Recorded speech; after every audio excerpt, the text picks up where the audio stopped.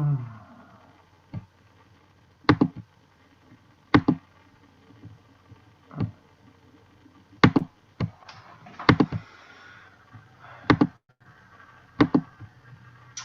right, everybody. Well, good morning. Go ahead and start recording this.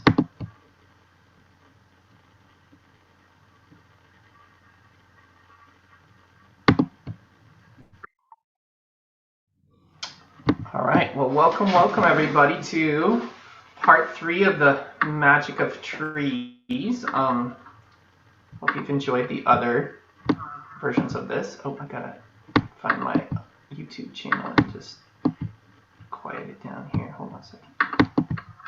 Pause this recording. All right, everybody. Go ahead and start recording this.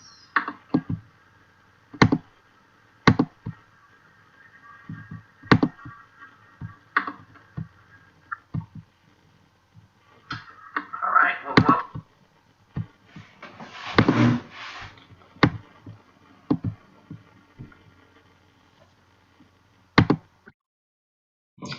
All right, let's try that again. So, welcome to part 3 of the Magic of Trees, our little video series here in the deep time of December, just a few days away from winter solstice. And yeah, it definitely feels that way, though we have some sun outside today. And I want to start by acknowledging the power of trees in our lives, and especially conifers, but because that's kind of what we're talking about. But yeah, just the magic of being able to go outside right now, where I live, maybe where you live too, and you can see trees that are still have green on them. We're in kind of green in honor of our green trees today, right?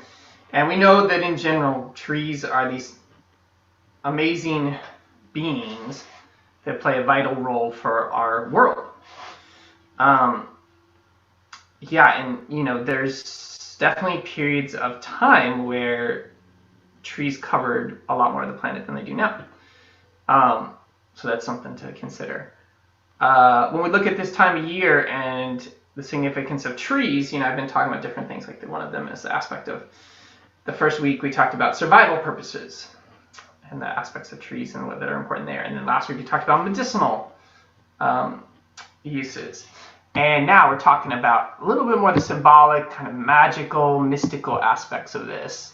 And people are like, well, what are you really talking about, Nate?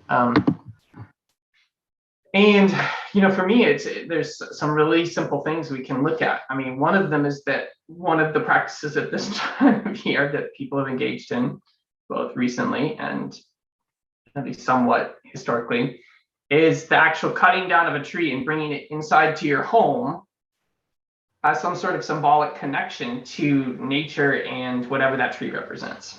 And I'll get into that a little bit more in just a little while, but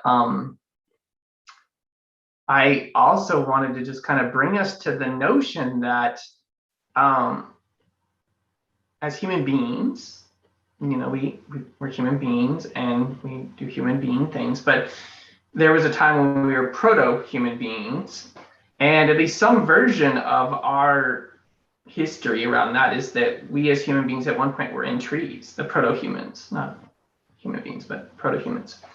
And one of our defining moments of being who we are was coming out of those trees. And so there's a lot of people I've talked to over the years who they feel this deep kind of psychological longing to be reunited with trees. I would say my wife is one of them. My mother-in-law is one of them.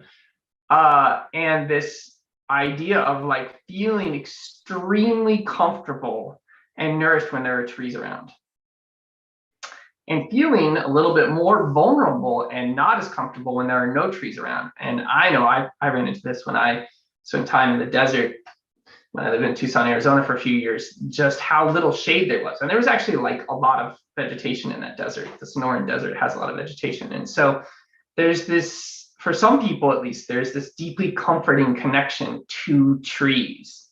It goes way back. And I also, a lot of I've done a lot of natural movement training, internal martial arts training, meditation training, and like there's a significant number of exercises where basically you're imitating a tree, and we'll even do one of those here in just a few minutes. It's like the exercise is basically standing like a tree. It's a standing tree meditation, and it's one of the more powerful exercises I know and provides some of the greatest benefit for people.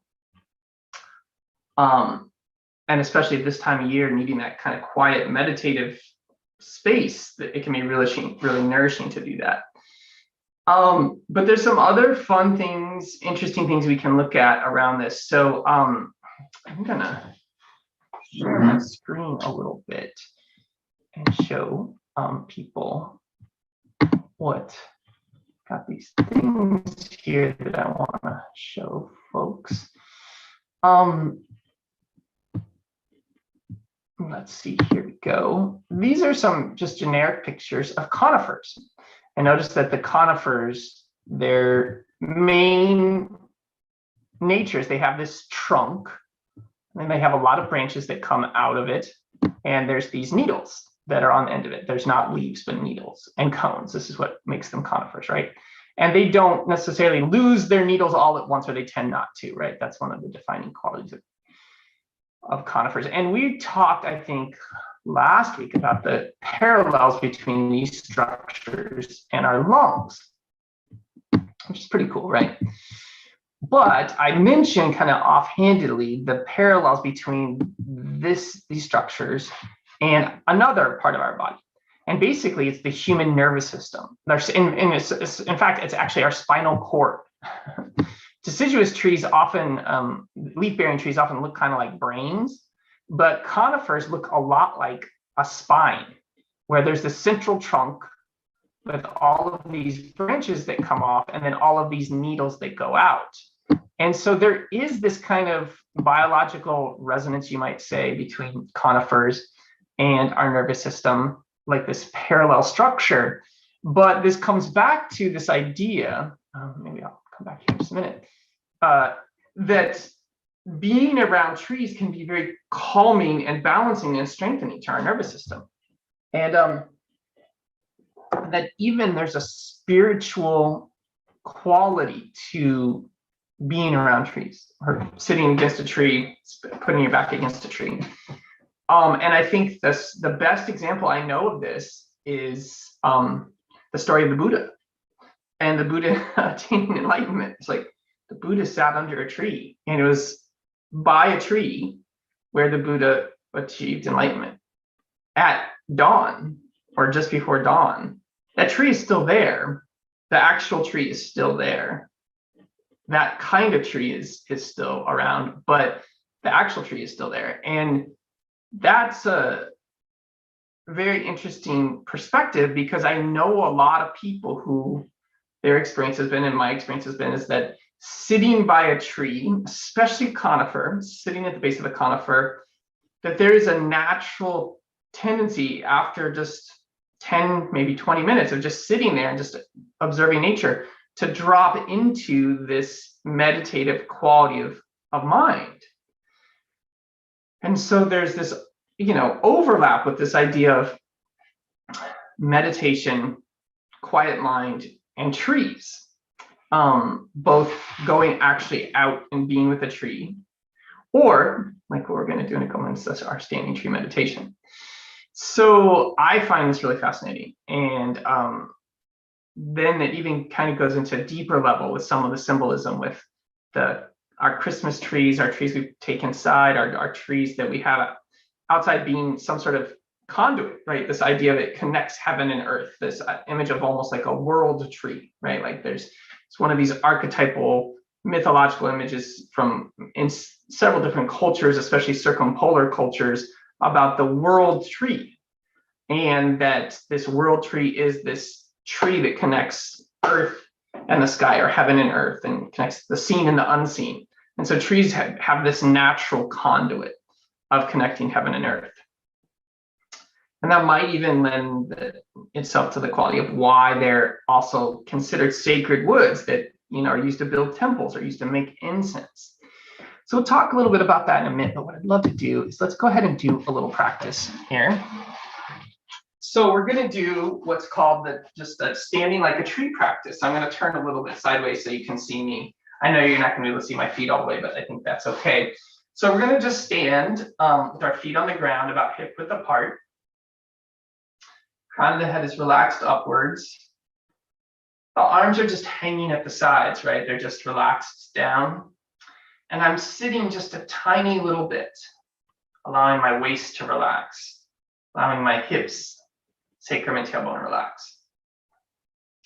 And I want to imagine, let's all imagine that there's a string going from the crown of our head up to the sky, gently lifting the crown of the head. This allows the chin to relax and soften. The chin draws in just a little bit, allowing the neck to lengthen. The shoulders, elbows, and wrists relax. The upper chest and back relax. The mid-back relaxes. And lower back relaxes. And the hips soften as we sit just a little bit. The knees are not locked. They're not super bent or anything, but they're not locked. And the weight goes into the foot. The ankles are relaxed as well through the ankle, through the midfoot into the ground. So there's this sense of like you're almost like you're growing, like you're rooted into the ground and also like you're slightly growing towards the sky. So this is the basic standing meditation posture, and we can spend a while here as well.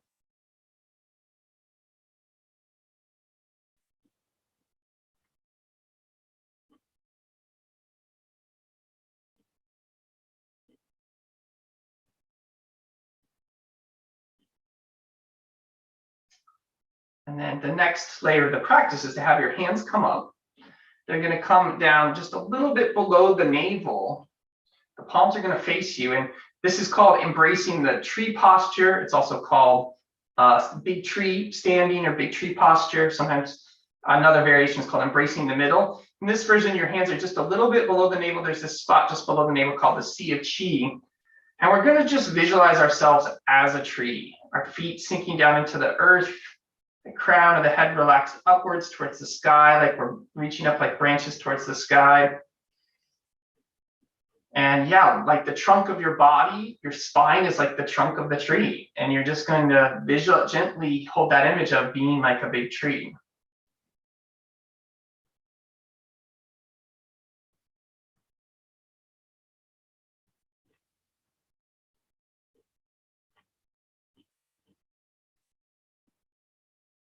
Breath is relaxed and natural, and yeah, just you can visualize yourself like maybe you've seen some really big trees, like some big cedars or big conifers, big Douglas firs, or another kind of tree. It can be an oak tree, it doesn't really matter.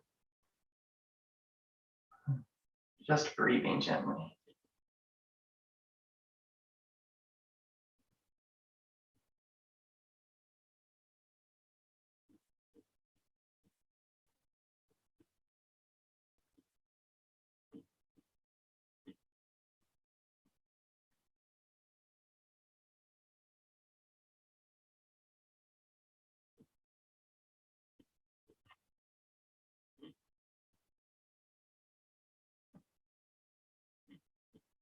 When you're ready to be all done, the hands can just rise up. It's like you're gathering something up to the navel, just relaxing down 3 times.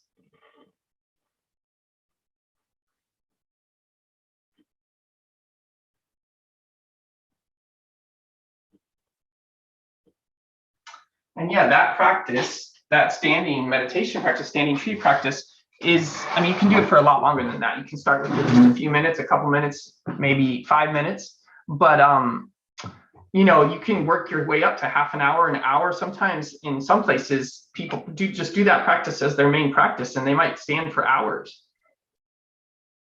I really enjoy doing that practice outside amongst trees. And it is one of the most grounding practices. A lot of people I've worked with have told me they've encountered some sort of version of like you have this rooting down exercise where you you really concentrate on the feet and connecting down to the earth through your feet, and they really like that. But one of the aspects of this practice they enjoy is the expansion upward. So this connection to the sky, and this, like, as if you have branches, as if you have a trunk that goes up to the sky, and that connection through the crown of the head, so that this really provides a lot of balance. So a couple other little things to mention, again, around trees this time of year, their sort of mystical, magical significance is that there's the story of this time of year of the three wise men and the birth of Jesus, and this is partially what the people are celebrating. Some people are celebrating this time of year. And the three treasures the wise men brought, and they brought three things with them. They brought frankincense, myrrh, and gold. And these were considered like super precious substances for the birth of Jesus.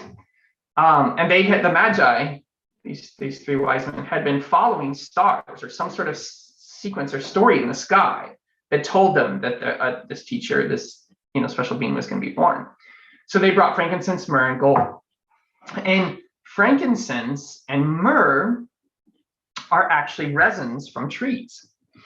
And I'm going to show you this again. I'm going to share my screen. And we're going to look at a little bit of frankincense and myrrh. So this is what frankincense looks like. So it is a resin that is harvested from the desert.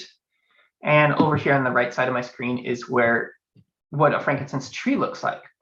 And for hundreds, if not thousands of years, people have been harvesting the resin that comes out of these trees. Now, we are in kind of a challenging time right now where frankincense is being over harvested. I happen to have a lot of frankincense in my house because I bought somebody's pharmacy, an Chinese herbal pharmacy, about 5 years ago, 6 years ago. So that's a different story, but there are still families that harvest this traditionally. I recommend not using frankincense as essential oil unless you can find it from a really sustainable source. It takes a lot of frankincense resin to produce the essential oil. But this is this is a medicine. This is used for a variety of things. We could do a whole class on frankincense. One thing it's used for is it's burned, and it has this purifying, calming, meditative quality to it. And if any of you have been, Catholic Church, they use frankincense as one of their purifying tools. Frankincense has been burned on coals for centuries all throughout the Middle East as a purifying agent. Even when somebody would just come into your house, sometimes it was offered to you. And but it's also used as a medicine. It stops pain. It's really good for nerve pain. It's good for wound healing. It's actually really great for sciatica. And it's used in Chinese medicine. I learned about it mostly originally through Chinese medicine. And it's paired with myrrh, which looks very similar.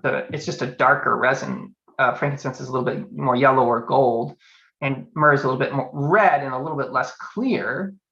And then this is what the trees of myrrh look like. So these desert trees.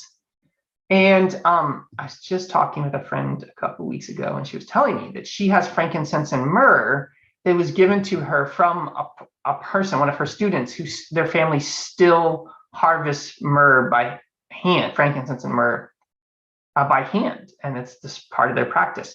Now, these trees are threatened, and but it's very interesting that some of the sacred things given at this time of year are frankincense and myrrh. And if you've ever smelled them, you'll understand that they have this incredible aromatic, nourishing quality. Myrrh is also a medicine. It tends to stop bleeding and help trauma. And so you can see that the idea of frankincense and myrrh being given to somebody after they were just given birth these are powerful antiseptic medicines that would be helpful in that process, as well as these sort of spiritual implications. So, all right. So just to kind of take the bigger view also is to realize that there's this tradition around the world of burning incense. And it's become kind of complicated because there's both the fact that like a lot of the trees and the ingredients that are used in incenses are under threat, and yet harvesting those in a sustainable way can actually provide a living for people and also protect those forests too. So we have to balance those things out. If any of you've read or studied about Palo Santo is probably one of the best examples of how complicated and controversial this can be, because there's a lot of people harvesting Palo Santo in a non harmonious way and damaging the environment and putting Palo Santo trees. And at the same time, there's places where Palo Santo is being planted and reforested and really being well taken care of. But if we look at a lot of the world's incense ingredients, frankincense and myrrh are two of them. Sandalwood is another one. Aloes wood is another one of them. Cinnamon is used in some incense formulas. Most or a very large percentage of those sacred incenses come from trees. And you even think about like the stick, especially you see in East Asian traditions, the stick that's like, you know, it basically straight up, it's formed into a stick, kind of like the trunk of the tree, and you light it and then you offer it up. It's offered up in temples, and the smoke travels up to heaven. It's basically another version of the image of that world tree connecting heaven and earth, and that prayer goes up, or that intention goes up. And so there's just this very interesting inherent connection between trees and meditation. A lot of incense is also burned, not just in ritual, but also as a meditation. You burn it when you sit, when you do your meditation. This is common in Buddhist, Zen traditions, Buddhist traditions, Taoist traditions, is you light incense and then you sit. And the smoke, the resinous oils from the incense help the body drop into a calm state. And so there's this really fascinating connection between that. And I think we talked about last time, some of those essential oils that are released when we bring in greenery or when we burn incense, they tend to be good for our lungs, but a lot of them are also really good for calming the nervous system. They have a actual chemical effect on the brain and the body of like soothing and calming the nervous system. And so my takeaways from all these things, and maybe we'll do another one of these in the new year just to kind of wrap it up, and maybe we'll do the seated tree meditation and talk, review this, is that these are all related. Like, it's not a random thing that there's a Christmas tree tradition. It's not a random thing that people bring greenery into their house. It's not a random act it's not a random reason that people like harvest, say, bark from trees and make incense from them. Like, there's reasons for this. There's multiple layers, and you can look at it from a biochemical standpoint. You can look at it from a mystical standpoint, mythological standpoint, however you want to do that. But they all intersect. I mean, that's what I do, is I like look at where all those come together. That's my passion, and I find it fascinating when you find these parallels between these two. So I encourage everybody to enjoy a little break around solstice time. This video will go out to a lot of you on the day before solstice or very close to solstice. So enjoy it, and then enjoy some of that quiet, reflective, meditative time of the solstice into the new year. And if you have a chance, see if you can find a way to connect to the conifers or other aromatic trees in your area. Maybe experiment with burning a little bit of their needles or a little bit of their bark, see what that smells like, or if you have some greenery in your house. But like, maybe we can just start to like look at those deeper layers and levels of meaning when we do that and think about this. So, well, thanks everybody. Enjoy this. Have a happy holiday season, and we'll talk to you in the new year. Thanks.